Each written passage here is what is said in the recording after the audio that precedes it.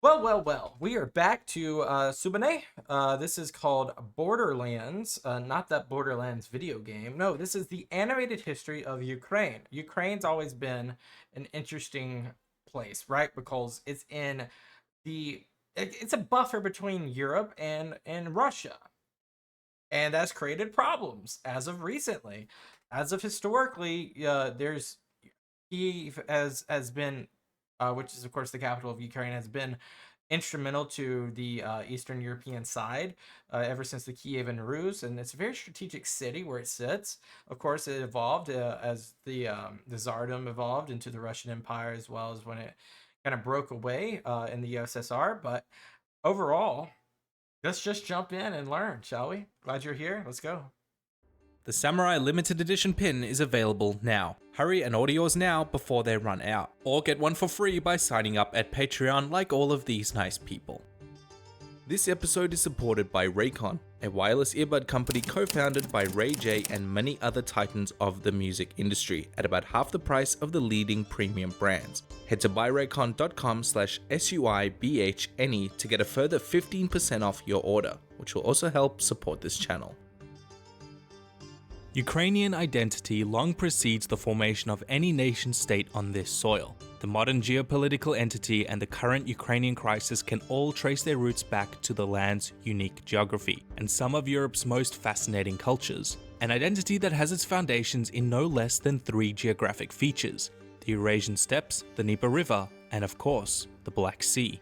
Yeah, and that Black Sea has been a lot of times you think of the Bosphorus Mountains, and you think of like all of this area just being enriched in ancient culture, whether it be the steppe, the Mongols, whether it be, of course, the Byzantine Empire, whether it be modern day Turkey, whether it be Pontus, whether it be your mind just starts to just go through, these thought processes. You can't help to think about the parallels in the past.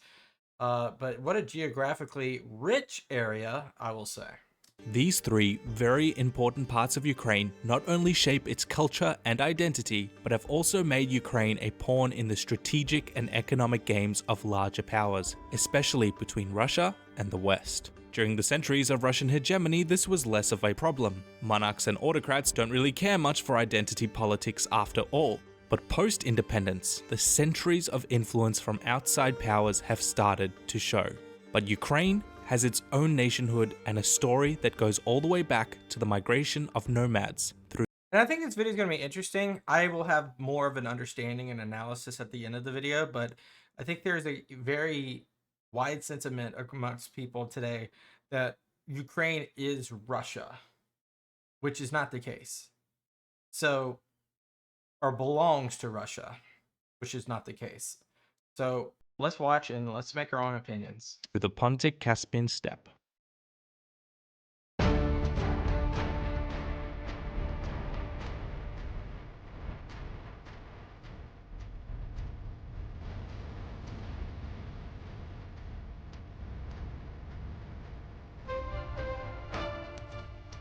Go subscribe to Suibhne. Well, it's been a long time coming, the remake of my old Ukraine video. Oh, this is a remake. Nice. Let's see if I can get it right this time. Now I know what you're thinking. Doesn't Ukraine's history begin with the Slavic migrations?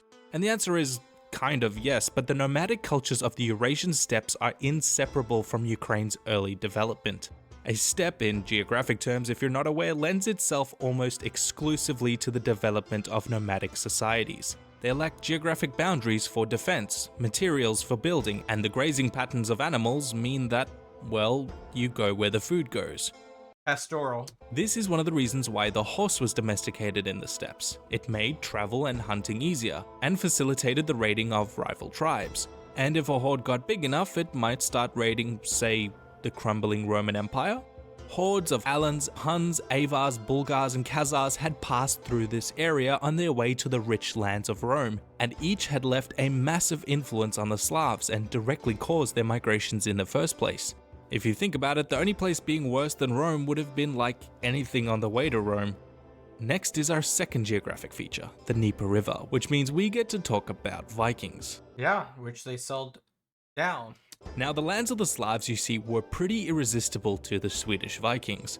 no centralized control, tons of wealth to raid and trade for, and hundreds of miles of long navigable rivers through it all, at the end of which lies the jackpot itself, Constantinople.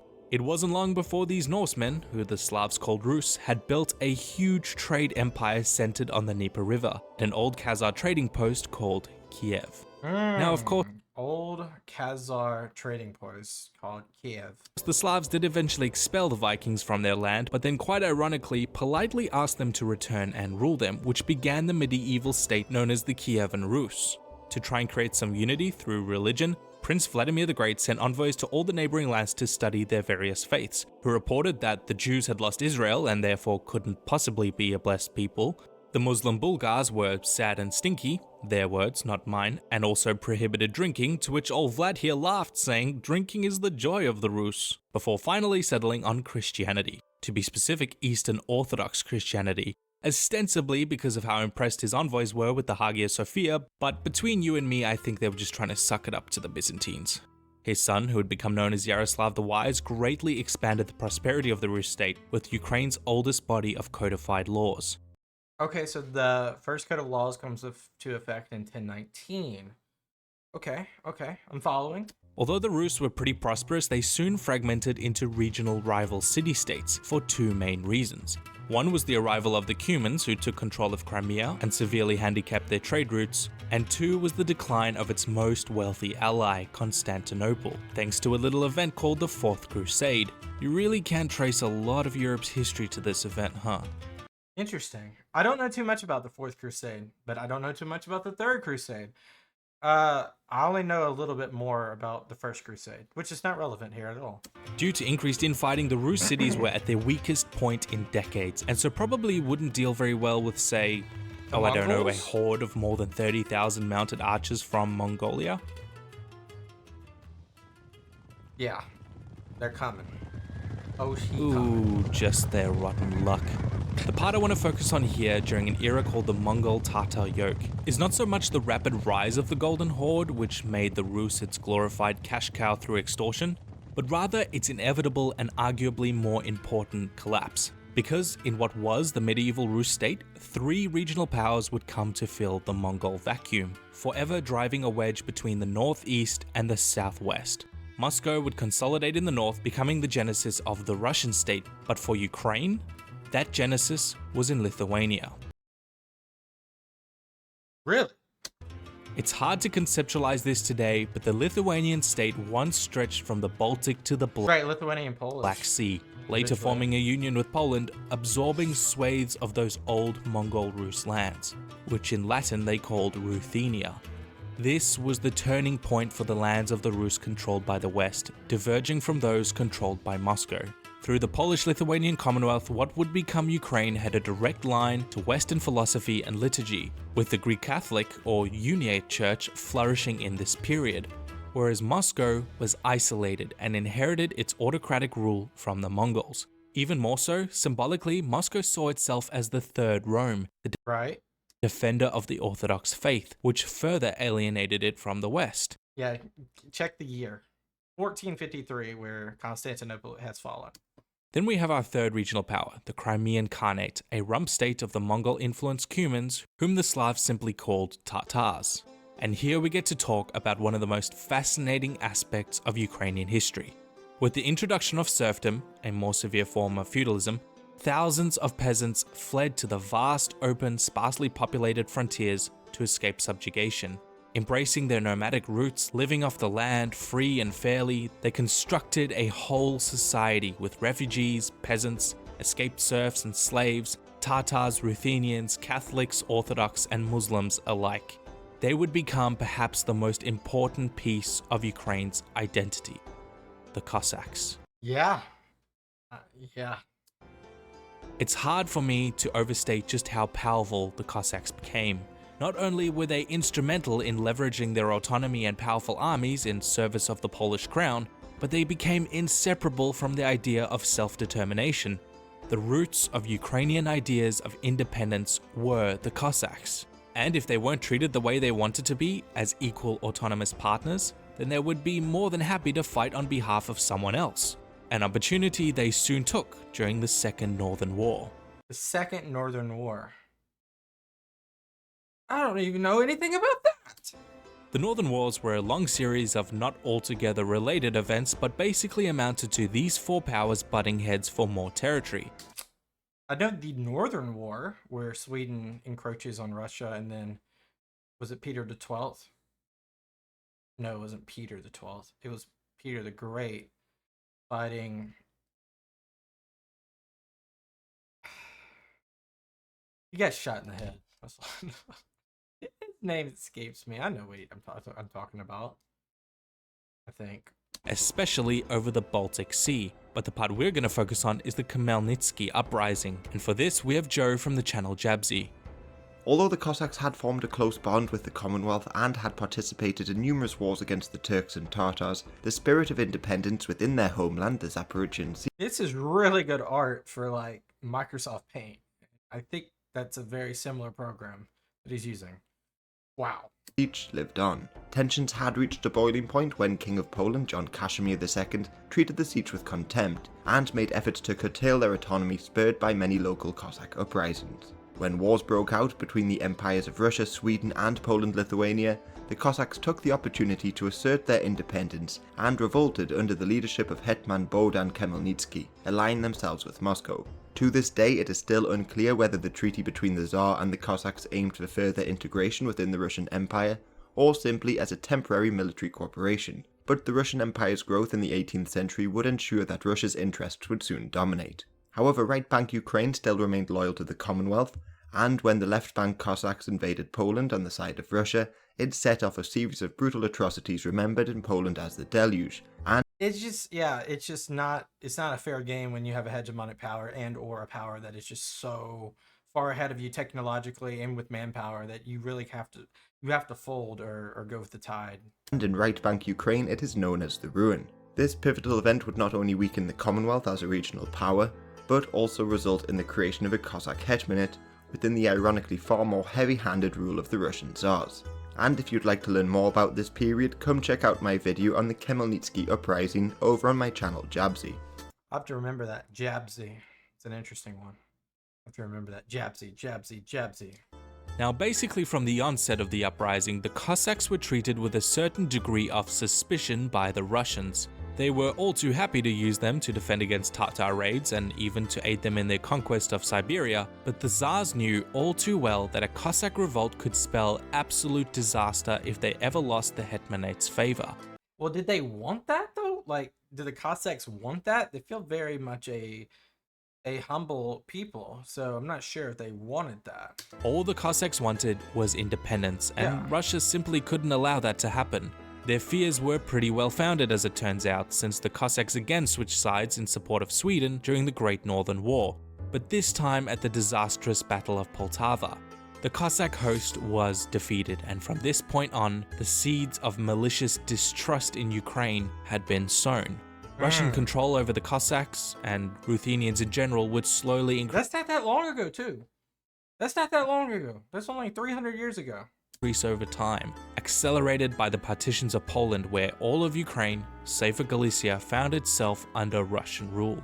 There was of course an added benefit to increased control over the Ruthenians, and that was because they stood between them and something the Russians deeply coveted: Well, I can't even talk. Ottomans. the Black Sea. I thought we were talking about the Ottomans. We're not. From the 15th century onward, it was clear to the Russians that the only way to truly become a world power like those of Western Europe Warm water port. was through a large, powerful navy, but they lacked much in the way of seaports. This was one of the motivations behind the Northern Wars, after all, gaining control of the Baltic Sea, and it wasn't long before Russia started eyeing the Black Sea as well, inconveniently controlled by the Ottomans and the Tatars.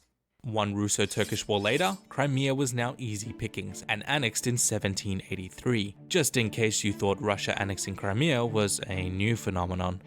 As with most of the territories acquired by the Russian Empire, Ukraine was heavily suppressed. Its Cossack hosts lost more and more of their autonomy, the Ruthenian language we now call Ukrainian was banned, and rebellions were violently put down. This was all part of a process known as Russification, and one of its largest proponents was Catherine the Great. Jews were especially affected by these policies, restricted to stay in an area known as the Pale, in small, economically disadvantaged communities Was called that Belarus? the shtetl, which greatly contributed to the suppression of Jewish culture. Now, although 19th century Russia was succeeding in the spreading of its internal power, the same cannot be said for its place on the world stage, and their intellectual control over Ruthenia would weaken due to several reasons. Firstly was the spreading of the Enlightenment ideas of self-determination during the French Revolution. Secondly, the revolutions of 1848. And thirdly, the very overt demonstration that Russia was not the invincible power it fancied itself, losing major world conflicts in the disastrous campaigns of the Crimean War and the Russo-Japanese War, had exposed a weakness in the Tsarist regime that had stubbornly lacked reform and industrialization on the scale of other nations. It's not surprising then to see that Ukraine was at the ready to go its own way during the worst conflict Europe was to know at the time, at the outbreak of the First World War, the Power vacuums they create. effects of which would lead to the Russian Civil War. It's worthwhile to remember that the Russian Civil War was by no means a monolith. It was a complicated network of ever-changing alliances, and this is no more evident than in Ukraine, where it is remembered as the Ukrainian War for Independence, an independence they ultimately did not achieve. The anti-Bolshevik White Army allied with some of the Ukrainian nationalists, who in turn had allied with the Second Polish Republic. The Black Army had initially seized swathes of territory to form an anarcho-socialist society before eventually allying with the Bolshevik Reds. This is insane, and it's going to take me probably 50 hours to realize how all this comes to be. Wow. This is cool, but this is also crazy.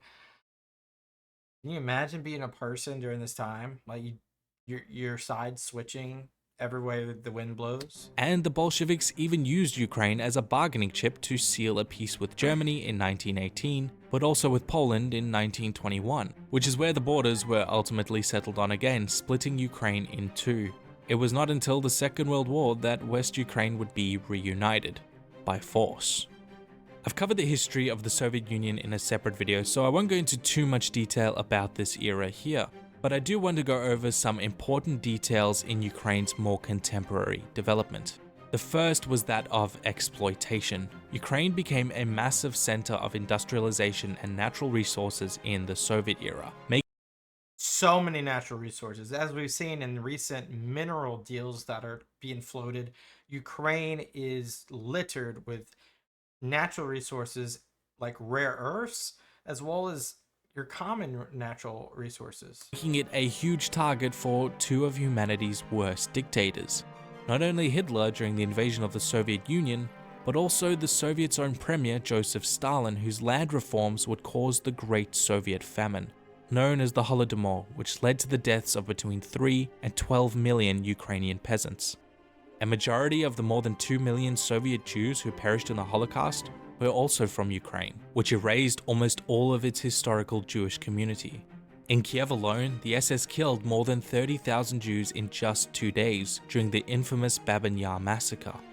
The second is more to do with Ukraine's current geopolitical standpoint, which I think is vital to Obviously in 2014 is where there's an election that happened, and this is where a lot of modern history is going to get unfolded. understanding post-independence Ukraine, which has been in a push and pull in two directions directly linked to its unique geography. The vast open steppes are still envied by the Kremlin, who has lost one of its great buffer zones to NATO. Pro-Western leadership in this young nation has been hamstrung by Russian influence on more than one occasion. Russia wants Ukraine to be a quiet and stable ally, and they've actively supported pro-Russian separatists since 2014. The Dnieper River still forms the nucleus of the nation, and a divide that has gone back centuries by influences from outside powers. The inhabitants on the east of this river are still more likely to identify as and to speak Russian, thanks to centuries of oppression under the Tsars and the Soviet Union. And of course, the Black Sea is still as hotly contested as ever. Fearing Ukraine moving to closer ties with the European Union, and the rampant instability of the Ukrainian crisis, Russia illegally annexed the Crimean Peninsula to protect its Black Sea ports. The current Ukrainian crisis may feel new, but it's worth remembering that we're not at the end of Ukraine's story, nor are we ever. We're in the middle of its most recent chapter, and conceptualizing its past may help with its future going forward. Mm, Thank you. that's a crazy video when it comes down to sentiment. Sentiment for Ukraine is a challenging one because of the ethnic population that is Russian. However, historically, it has been separate. Historically, in some occasions, historically, it has been part of Russia, but it's been more of its sphere of influence versus directly part of it, especially on the west side of the Dnieper. Kiev, such an instrumental city for trade and especially being on the river that connects to the Black Sea, that connects to the Mediterranean, that connects to the Atlantic. You can see how that's a kind of cyclical journey of trade and military prowess can signify a very contested area. Um, uh, there's two sides of the coin here. One side, I think actually, let me rephrase this. I think two things can be true at the same time. I think Ukraine should and needs to be independent and not annexed or not under occupation. The current borders, right? The current borders, not the moving borders, but the current pre-2022 borders. Um, and then NATO can also maybe not encroach on Russia's borders to intimidate them. I think two things can be true. Um, NATO should be dissolved per good faith, but it's going to take a regime change by Russia at this point. We've hit the beehive too many times. I don't want to get political, but I just did. So let me know what you think. Animated history of Ukraine, and he is 100% right. We are not anywhere close to the end of this story. Appreciate you guys. Have a good day. Peace out, and bye bye.